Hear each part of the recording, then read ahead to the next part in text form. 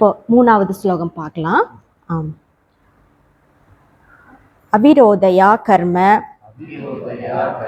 ந வித்யாம் வினிர்வர்தயேத் வித்யா அவித்யாம் நிகந்தியேவ தேஜஸ் திமிர சங்கவத். இப்போ அவிரோதயா கர்ம அப்படின்னா கர்மங்கள் அறியாமைக்கு விரோதமில்லை. கர்மங்கள் அறியாமைக்கு விரோதமில்லை. இப்போ இதை நம்ம முன்ன பார்த்த மாதிரி கர்மம் தான் இன்னொரு கர்மத்துக்கு ஒரு சப்போர்ட்டாக இருக்க முடியும். நான் இப்போ சமைக்க போகிறேன் அப்படின்னா அந்த சமையலுக்கு காய்கறி கட் பண்ணுறது, அடுப்பு மூட்டுறது, பாத்திரம் பண்டத்தை சரியான தேவையான அளவுக்கு கரண்டி இதெல்லாம் எடுத்து வைக்கிறதுங்கிறது இது ஒரு கர்மத்துக்கு எனக்கு சப்போர்ட்டாக இருக்கக்கூடிய கர்மம். இப்போ இந்த கர்மத்துக்கு இந்த கர்மம் எனக்கு உதவியாக இருக்கும். அறியாமை அப்படிங்கிறது நமக்கு அறிவு சார்ந்தது. இப்போ அந்த அறிவுக்கு இன்னொரு அறிவு தான் உன்னுடைய அந்த இருட்டை போக்குமே தவிர ஒரு கர்மம் போக்காது அப்படின்னு முதல் வார்த்தை. ரெண்டாவது நான் அவித்யாம் வினிர்வத்தியேத். அப்போ அறியாமையை கெடுக்க மாட்டாது, அது அறியாமையை போக்காது. வித்யா அவித்யாம் நிகந்தியேவ. இப்போ வித்யாதான் அறியாமையை முற்றிலுமாக கெடுக்குங்கிறாங்க.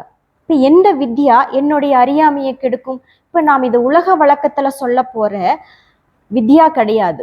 இப்போ உலக வழக்கில் நமக்கு எத்தனையோ வித்யா இருக்கலாம். அப்படியே பாப்பா சொன்னாங்க, இப்போ நம்ம ரசம் வைக்கணும் அப்படின்னாலோ அல்லது வேறு ஏதாவது யூடியூப்பில் ஒரு சேனல் பார்த்து நாம் ஒன்றை சமைக்க போனோம் அப்படின்னாலோ அதுக்கு நிறையா விதமான நமக்கு ரெசிபிஸ் யூடியூப்பில் கொடுப்பாங்க.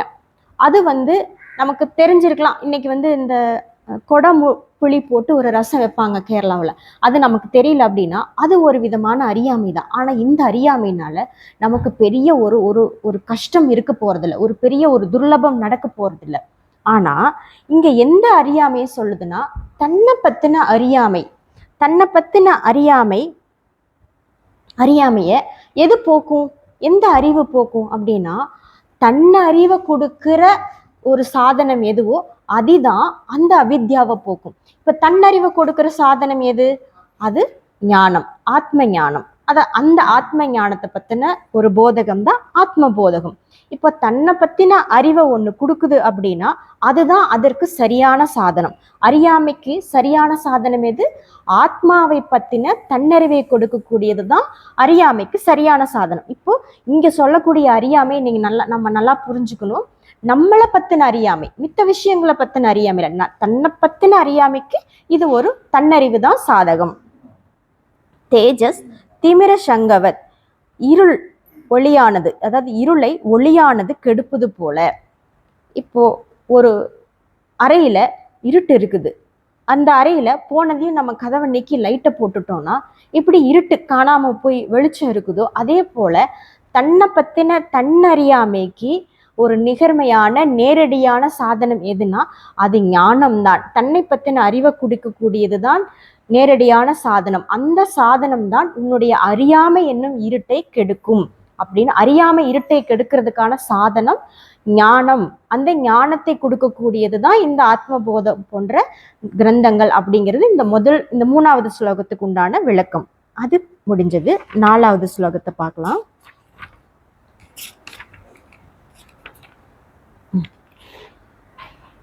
அவச்சின்ன இவ அஜ்ஞானாத் தத் நாசே ச இதி கேவல ஸ்வயம் பிரகாச தேஹி ஆத்மா மேகோபாயா மேகாபாயே அம்சுமான் இவ.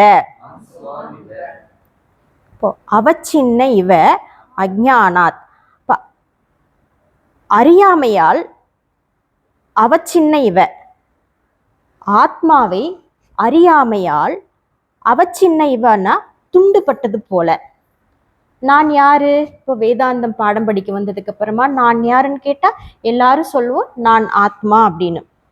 நான் ஆத்மா அப்படின்னா நான் ஏன் துண்டுபட்டது போல ஒரு கஷ்டம் எனக்கு இருக்குது? நான் என்னை துண்டுபட்டவள் போல நான் நினச்சிக்கிட்டு இருக்கிறேன். இப்போ நம்மக்கிட்ட எல்லாம் இந்த பாடம் படிக்கிறதுக்கு முன்னாடி ஒரே நான் தான். நான் யாருன்னா நான் தான். நான் என்ன சொல்லுவோம்? நான் பெண்ணு, நான் இன்னது படிச்சிருக்கிறேன், நான் இந்த ஊரை சார்ந்தவள், என்னுடைய குடும்பம் இப்படியெல்லாம் தனக்கான அடையாளத்தை நம்ம என்ன சொல்லுவோம்னா, எல்லாம் துண்டுபடுத்தப்பட்ட விட்டு போகப்பட்ட அடையாளங்கள் தான். பேரு முழுசு இல்லை, ஊரு நான் இல்லை, உடம்பு நான் இல்லை, இந்த மனசு நான் இல்லை. இது எல்லாம் ஒரு நேரத்துல வந்து போகுது. இதெல்லாம் ஒரு நேரத்துல வந்து போற மாதிரி இல்லை சுவாமி. எப்பவும் என்னோட தான் நான் இருக்குது. உடம்பு, மனசு, ஊர் இதெல்லாம் நான் என்னோட எப்பவும் நான் இருந்துகிட்டே தான் இருக்கிறேன். எங்க பொழுதோட கிளாஸ் முடிஞ்சா நான் எங்க ஊருக்கு தானே போறேன். அப்படி இல்லை. இதெல்லாம் ஒரு நேரத்துல வந்து ஒரு நேரத்துல இருந்து காணாம போகுது. இன்னைக்கு நீங்க திருப்பூர்ல இருக்கீங்க, ஆனா திருப்பூர்ல இருந்து இங்க வந்ததும் வேற ஊர் மலுமிச்சம்பட்டி வந்தாச்சு. ராத்திரியில தூங்க பகலெல்லாம் கிளாஸ் கேட்குறீங்க, ராத்திரியில தூங்க போகும்போது தூங்கியாச்சு அப்படின்னா இந்த கிளாஸ் கேட்டது இதெல்லாம் காணாம போய் மறைஞ்சு போயிடுது. அப்போ ஒரு கனவு வருது. ஆழ்ந்து தூங்கி போனதுக்கு அப்புறமா பார்த்த கனவும் இல்லை, நீங்க கிளாஸ் கேட்ட நினைவும் இல்லை, நீங்க இருக்கிற திருப்பூரும் உங்களுக்கு இல்லை. விழிச்சதுக்கு அப்புறமா தான் இது எல்லாம் வருது. இப்ப சொல்லுங்க, இதெல்லாம் நமக்கு ஒரு காலத்துல வந்து போகிற பலன் தானே இருக்குது. இப்ப இந்த வந்து போறதைத்தானே நமக்குன்னு அடையாளம் சொல்லிட்டு இருக்கிறோம். நீங்க யாருன்னு கேட்டா நம்ம இதைத்தானே சொல்றோம். நீங்க நிஜமா இது இந்த சும்மா ஒரு வாட்சியார்த்தம்னு சொல்லுவாங்க. நம்ம இப்படிதான் சொல்லி ஆகணும். நீங்க போய் யாருன்னு கேட்டா நான் ஆத்மா பிரம்மம் அப்படிலாம் சொல்லிட்டு இருக்க முடியாது. என்ன கேட்டா என் பேர் லக்ஷ்மிப்பா, நான் இந்த படிச்சிருக்கேன், நான் இந்த ஊர்ல இருந்து வந்திருக்கேன்னு இப்படிதான் நம்ம சொல்லணும். ஆனா நமக்குள்ள அந்த சொல்லும் போதே உள்ளார்த்தமா இருக்கக்கூடிய லட்சியார்த்தத்தையும் நம்ம விளங்கிக்கணும். அந்த விளக்கத்தோடு தான் நாம் இருக்கணும். ஆனா நாம இந்த துண்டுபட்ட வாட்சியார்த்தமாக இருக்கக்கூடிய நம்மளுடைய லட்சணங்களை எல்லாம் துண்டுபட்டது போல நம்ம பிடிச்சு வச்சிருக்கிறோம். அப்ப என்னுடைய ஸ்வயஸ்வரூபமான ஆத்மாவை இந்த துண்டுபட்ட லட்சணங்கள் எல்லாம் அது அவச்சின்னப்படுத்திக்கிட்டு இருக்குது, மறைச்சு வச்சுக்கிட்டு இருக்குது. இப்ப சொல்லுங்க, நான் அப்படின்னு குழந்தைக்கு அப்படியே சுவாமி சொன்னாங்க, நீ கண்ணை மூடி நான் இருக்கிறேன்னு சொன்னா அங்க இருக்கிறது ஒரு நான் தான். அந்த ஒரு நான் மேல நாம எப்படிப்பட்ட விகாரமான துண்டுபடுத்தப்பட்ட விருத்திகளை நம்ம மேல சுமந்துக்கிட்டு இருக்கிறோம். அப்படிப்பட்ட சுமந்துக்கிட்டு இருக்கிற அந்த துண்டுபட்ட விருத்திகள் தான் நான் ஆத்மாங்கிறதையே முற்றிலுமா மறைச்சிருச்சு. நான் ஆத்மாங்கிறதே நமக்கு தெரியவே இல்லை. எப்பவும் நான் இதுதான், நான் இவ்வளவுதான், நான் இப்படிதான்ங்கிறது அந்த துண்டுபட்ட நிலையாவே நான் இருக்கிறேன். இந்த நிலைதான் ஆத்மாவை மறைக்கப்பட்ட நிலை அப்படின்னு முதல் வரியில. ரெண்டாவது, தன் நாசே ச இதி கேவலம், அதன் நாசத்தால் மட்டுமே சர்வம் இல்லை ஸ்வயம் பிரகாச தேகி. இப்போ தன் நாசே ச இதி கேவலக. இப்போ இங்க எந்த நாசத்தை சொல்லுது? தன் நாசம்னா இங்க எந்த நாசத்தை சொல்லுது அப்படின்னா, இங்க நம்ம இப்ப இதுக்கு முன்னாடி சொன்ன மாதிரி எதெல்லாம் நான் இல்லையோ, எதெல்லாம் நான் இல்லாதது இது வரைக்கும் நானுன்னு என்ன நான் சொல்லிக்கிட்டு இருந்தனோ அந்த நாசத்தினால.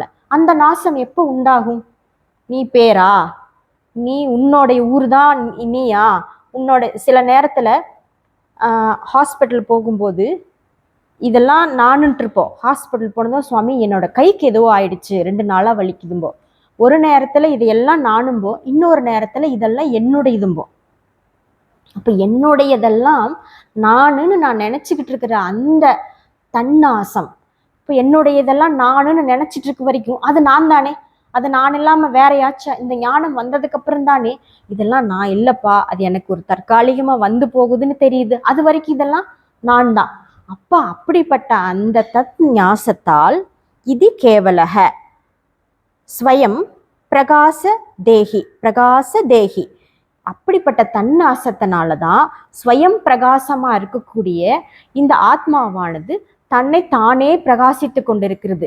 எப்படிப்பட்ட தன்னாசம் வந்துருச்சு அப்படின்னா, எனக்கு எப்படி இந்த சுயம் பிரகாசமான ஆத்மா விளங்கும் அப்படின்னா, ஒரு பானை இருக்கு, 2 பானை வச்சுக்குவோம். அந்த 2 பானைக்குள்ள நல்லா பெரிய பானை, மேல வாய் சின்னதா பெரிய பானை, ஒரு பானைக்குள்ள நம்ம ஒரு பொருள் வைக்கிறோம், இன்னொரு பானைக்குள்ள ஒரு விளக்கு வைக்கிறோம்.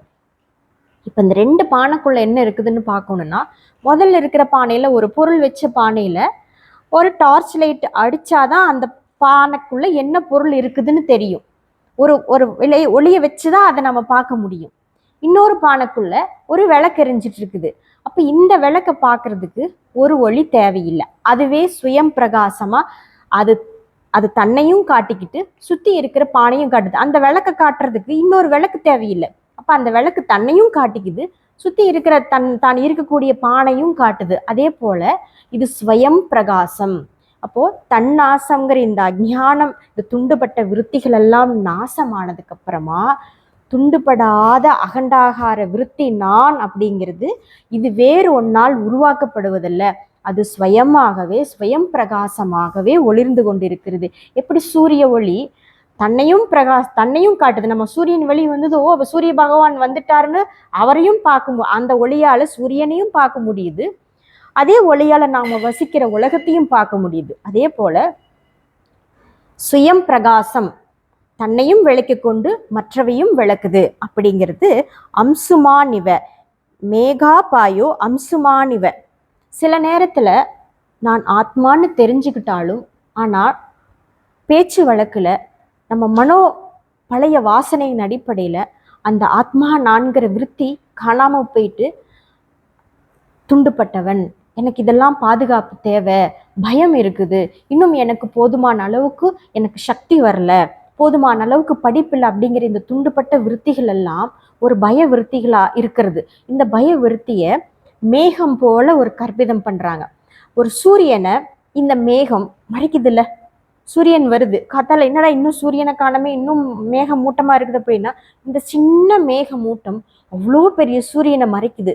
அப்போ எங்கும் அகண்டாகார விருத்தியா இருக்கக்கூடிய ஆத்மாவை இந்த சின்ன மேகம் எப்படி தன்னறிவு இல்லாமையினால ஒரு மறைக்கப்பட்டதோ அதே போல நமக்கிட்ட இந்த துண்டுபட்ட விகார விருத்திகள் என்னுடைய பூரணமான விருத்தியை மறைத்து கொண்டிருக்கிறது அப்படின்னு இந்த 4வது ஸ்லோகம்.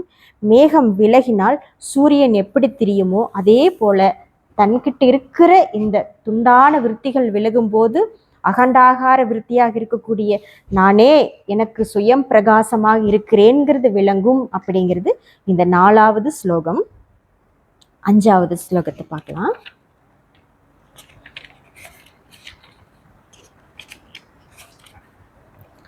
அஞ்சாவது ஸ்லோகம். அஜ்ஞான கலுஷம் ஜீவம் ஞானாபாசாத்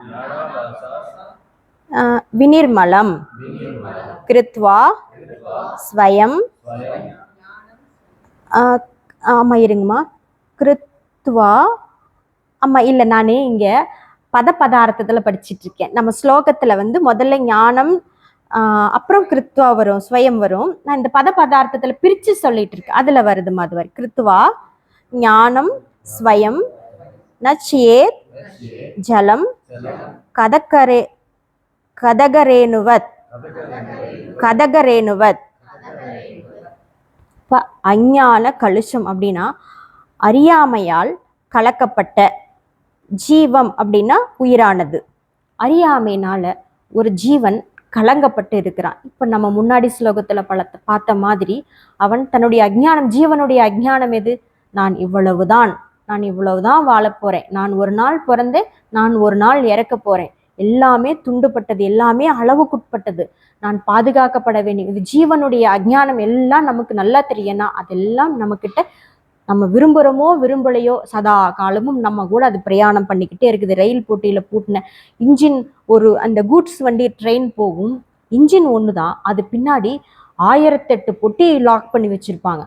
ஒரு இன்ஜின் அத்தனை பெட்டிங்களை இழுத்துட்டு போற மாதிரி ஒரு சரீரம் உண்டான உடனே இந்த சரீரத்தின் பின்னாடி என்னென்னவெல்லாம் அஜ்ஞானம் இருக்குதோ அத்தனை அஜ்ஞானத்தையும் நம்ம அனாதி காலத்துல இருந்து ரயில் பொட்டி மாதிரி கட்டி இழுத்துக்கிட்டு தான் வந்துட்டு இருக்கிறோம். இந்த அஜ்ஞானமானது, அப்படி அஜ்ஞானத்துல ஊறி கிடக்கிற ஜீவன் ஞானாபாசாத் நிர்மலம், ஞான பயிற்சியினால் அழுக்கு நீங்க பெறுகிறான். என்ன ஞான பயிற்சினால? அனாதி காலமா நான் அஜ்ஞானம் இருந்த ஜீவன் ஞான அபியாசத்தினால அவன் தெளிவடைகிறான். என்ன ஞான அபியாசம்? தன்னை பத்தின அறிவுன்னு முதல் ஸ்லோகத்துல பார்த்தோம். இந்த தன்னை பத்தின அறிவை நம்ம அபியாசம் பண்ணிக்கிறது எப்படி அப்படின்னா தத் கதனம், தத் சிந்தனம், தத் அந்யோன்ய பிரபோதனம்னு ஒரு 3 விளக்கம் வருது. தத் கதனம் அப்படின்னா நாம இந்த ஞானத்துக்கு உண்டான பயிற்சி அந்த புத்தகங்களை படிச்சுக்கிறது. தத் சிந்தனம் அப்படின்னா நம்ம படிச்சதையோ அல்லது குரு சொல்லி கொடுத்ததையோ சிந்திக்கிறது. ஓ, இது என்ன சொன்னாங்க, அறியாமைக்கு என்னென்னவோ பேர் சொன்னாங்களே, உண்மையிலேயே நம்மக்கிட்ட இதெல்லாம் இருக்குதா, அறிவுக்கு என்னமோ வெளிச்சம், அதாவது அறியாமைங்கிற இருட்டுக்கு அறிவுதான் வெளிச்சம்னு சொன்னாங்களே, அப்ப இது ரெண்டு எப்படி சொல்றாங்க, இப்போ இது ஏன் இது வந்து கர்மம் போக்காதா? இப்போ நான் எனக்கு அறியாமை இருக்குதுன்னு ஒரு குழந்தை கணக்கு போடுது, டீச்சர் எனக்கு இந்த கணக்கு தெரியலேன்னு ஒரு டீச்சர்கிட்ட போயிட்டு கேட்டா, இப்படி இல்லைம்மா, இப்படிதான் நான் அவங்க மிஸ் கணக்கு போட்டு அதுக்கு விட கொடுத்துருவாங்க. இதுக்கு சரியான உபகரணம் ஆகி போச்சு. ஆனால் அது தெரியாமல் நான் கோவிலுக்கு போய் பூஜை பண்ணி 108 தோப்புக்கரணம் போட்டு தேங்காய் உடைச்சு நான் எக்ஸாமுக்கு போனால் நான் பாஸ் பண்ணிட முடியுமா? முடியாது. அதே போல் இதுக்கு சரியான உபகரணம் இல்லை அப்படிங்கிற அந்த முதல் ஸ்லோகத்தோட நினைவுபடுத்திக்கிட்டு இந்த ஞானாபியாசம், அப்போ இதெல்லாம் உபகரணம் இல்லைன்னு நம்ம முதல்லயே தள்ளிட்டோம். இப்போ நம்ம ஞானத்துக்கு என்ன அபியாசம் பண்ணணும்? நம்ம படித்து வச்ச இந்த வேத சாஸ்திர உபனிஷத் நூல்களை எடுத்து படித்து கொண்டு அதையே நினைத்து அதையே சிந்தனை பண்ணி கொண்டு, இதெல்லாம் நான் இல்லை, இதுதான் நான், இப்போ முன்னாடி சொன்ன மாதிரி இதெல்லாம் நான் இல்லை, இதெல்லாம் என்னுடைய துண்டுபட்ட விருத்திகள் தள்ளிக்கிட்டு இதுதான் நானுன்னு சிந்தனை பண்ணிட்டு, தத் அந்யோன்ய பிரபோதனம். சரி, நான் படிச்சுட்டேன், சிந்தனை பண்ணிட்டேன், என்ன பண்ணுறது, இப்படியே நான் வச்சுக்கிட்டு இருந்தேன்னா இதில் தப்பு சரி நான் எப்படி கண்டுபிடிக்கிறது? சரி, ஒருத்தரை கூப்பிட்டு உட்கார வைப்போம். பாருங்க, இதெல்லாம் வந்து நம்ம குருஜி சொல்லி கொடுத்து, அவரும் நம்ம வகுப்பு நம்ம கூட படிக்கிறவங்களா தான் இருப்பாங்க. கூப்பிட்டு உட்கார வச்சு, ஜி இங்கே வாங்க, இப்போ சுவாமிஜி இதை சொல்லி கொடுத்தாங்க, நீங்கள் இந்த கருத்தை பற்றி என்ன நினைக்கிறீங்க? இதை வந்து இப்படி தான் நான் சிந்தனை பண்ணினேன், சுவாமி இப்படி சொல்லி கொடுத்தாரு, இப்படி சிந்தனை பண்ணினேன், நீங்கள் எனக்கு நீங்கள் சிந்தனைச்சபடி எனக்கு சொல்லுங்க அப்படின்னு சொல்லி 2 பேரும் ஒருத்தருக்கு ஒருத்தர் கூடி உரையாடுவது தத் அந்யோன்ய பிரபோதனம். இதைத்தான் ஞான அபியாசம்ங்கிறாங்க. ஒருவன் ஞானியா இருந்து கொண்டு அந்த அபியாசத்தில் அவன் தொடர்ந்து இருக்கிற காலத்தில் அவன் செய்ய வேண்டியது இந்த 3 தான். தத் கதனம், தத் சிந்தனம், தத் அந்யோன்ய பிரபோதனம். இப்படியே அந்த ஞான அபியாசத்தினால் அவன் தன்னுடைய அஜ்ஞானங்கிற அந்த அழுக்கை அவன் நீக்கிக் கொள்கிறான். இதற்கு சுவாமி இங்க ஒரு தேத்தாங்கொட்டை உதாரணம் சொல்லியிருக்கு, இந்த ஸ்லோகத்திலேயே சொல்லியிருக்குது. அதுக்கு தான் கதக்கரேனுவத் அப்படின்னா அந்த தேத்தாங்கொட்டைக்கு தான் அந்த பேர் போல இருக்குது. எனக்கு அந்த பேரான்னு தெரியாது, ஆனால் தேத்தாங்கொட்டைங்கிற பேர் தெரியும். இப்போ கலங்கிய ஒரு ஜலத்துல இந்த தேத்தாங்கொட்டையை போட்டோம்னா, நான் அது பரிச்சயம் பண்ணி பார்த்ததில்ல. தேத்தாங்கொட்டை வந்து துணி துவைக்கிறதுக்கு யூஸ் பண்ணுவோம். இப்போல்லாம் கொஞ்ச நாளைக்கு முன்னே ரொம்ப நம்ம ஆர்கானிக்காக தான் இருக்கணும், இந்த இன்ஆர்கானிக் பொருளெல்லாம் ஸ்கின்னுக்கு பிரச்சனை, துணிக்கு பிரச்சனை, என்னென்னவோ எல்லாம் பண்ணிட்டு ரொம்ப இயற்கையாக தான் எல்லாம் பயன்படுத்தணும் அப்படிங்கிற ஒரு டைமில் இந்த தேத்தாங்கொட்டை மார்க்கெட்டில் நிறைய கிடச்சிது. அந்த கொட்டையை வாங்கி இந்த நகாப்பழம் சைஸ்க்கு இருக்கும், நல்லா காய வச்சு கொடுத்துருப்பாங்க. ஒரு தட்டினோம்னா உள்ளே வந்து ஒரு கருப்பாக ஒரு கொட்டை இருக்கும். அதை எடுத்துட்டு அந்த மேலே இருக்கிற தோல் மட்டும் சீயக்காய் தோல் மாதிரி இருக்கும், அதை நல்லா அரைச்சோம்னா துணிக்கு துவைக்கிறதுக்கு யூஸ் பண்ணி பார்த்துருக்கேன். ஆனால் அதுதான் தண்ணிக்கும் கலங்கி கிடக்கிற தண்ணி. இப்போ வேற வழியில் நம்ம இந்த தண்ணியை தான் நம்ம இப்போ யூஸ் பண்ணி ஆகணும் அப்படின்னா அந்த இடத்துலையோ அந்த பாத்திரத்துலையோ குட்டையிலையோ கிணத்துலையோ அந்த தேத்தாங்கொட்டையை உள்ளே போட்டோம்னா அது என்ன பண்ணுன்னா அங்கே இருக்கிற அந்த சேறுகளை எல்லாம் அதை அடங்க பண்ணி அது தானும் அடங்கி அந்த அசுத்தத்தையும் அதை அடக்கிடுது. அதுபோல இந்த ஞான அபியாசத்தினால் ஒருவன் அதை பயிற்சி பண்ணிக்கிட்டே இருக்கும்போது அஜ்ஞானம்ங்கிற தன்னுடைய அந்த அழுக்கெல்லாம் இந்த தேத்தாங்கொட்டை எப்படி எடுத்துட்டு போய் அதை அடக்கிட்டு சுத்தமான நீராக கொடுக்குதோ, இந்த ஞான அபியாசமானது அஜ்ஞானங்கிற இருளை எல்லாம் நீட்டிக்கிட்டு அது உன்னை தன் சொரூபமாகவே காட்டி கொடுக்குது அப்படின்னு இந்த 5வது ஸ்லோகம். நம்ம அடுத்த வகுப்பில் பார்க்கலாம். ஓம் பூர்ணமத பூர்ணமிதம் பூர்ணாத் பூர்ணமுதச்யதே பூர்ணஸ்ய பூர்ணம் ஆதாய பூர்ணம் ஏவாவசிஷ்யதே. ஓம் சாந்தி சாந்தி சாந்தி. ஹரிஹி ஓம். ஸ்ரீ குருப்யோ நமஹ. ஹரிஹி ஓம்.